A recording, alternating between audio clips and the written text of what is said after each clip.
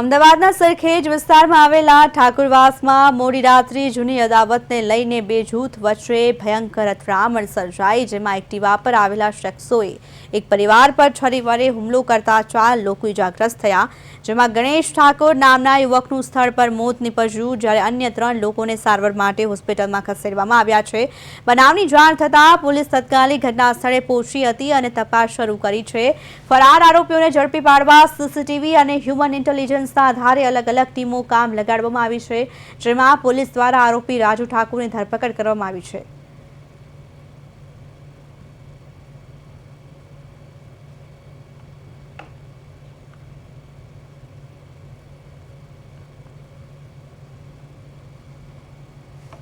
છે કે ગયા મહિનાની 16મી તારીખે એક આશીષ ઠાકોર કરીને છે એની ઉપર હુમલો થયેલો હતો ને એ વખતે એને ફ્રેક્ચર જેવી ઈજા થઈ હતી, એનો ગુનો દાખલ થયેલો હતો અને કાર્યવાહી પોલીસ દ્વારા કરવામાં આવેલી હતી।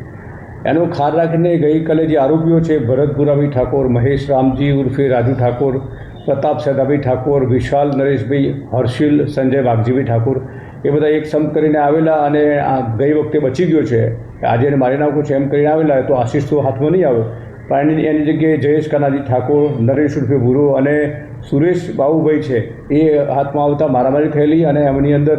જે આરોપી છે મહેશ રામજી ઉર્ફે રાજુ એને છરી વડે આ ત્રણેય જે ભોગ બનનાર છે ને ઈજાઓ કરતા એમાં સારવાર દરમિયાન સુરેશ બાબુભાઈ ઠાકોરનું મરણ ગયેલ અને બાકીના બંનેને ગંભીર ઈજા છે જે હોસ્પિટલમાં દાખલ કરવામાં આવેલા છે।